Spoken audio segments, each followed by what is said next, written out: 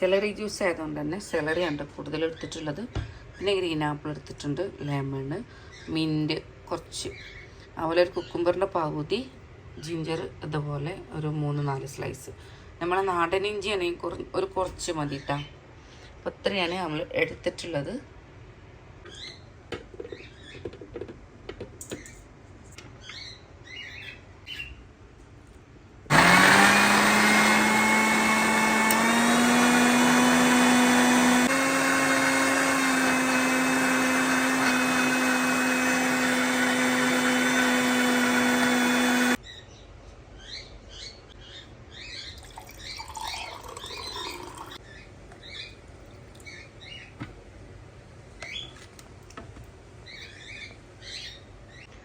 എനിക്ക് സത്യം പറയുന്നത് കുടിക്കാൻ ഒരു മടിയുണ്ട് ഉള്ളിൻ്റെ ഉള്ളിൽ.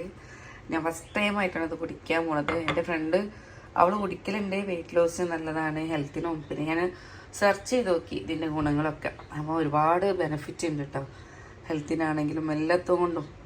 അപ്പോൾ എന്തായാലും ഒന്ന് ട്രൈ ചെയ്യാമെന്ന് വിചാരിച്ചു. ഏതായാലും കുടിച്ചു നോക്കട്ടെ അവന്.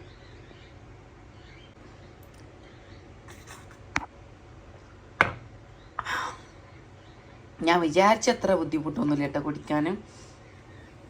എന്താ പറയുക, കുഴപ്പമൊന്നുമില്ല.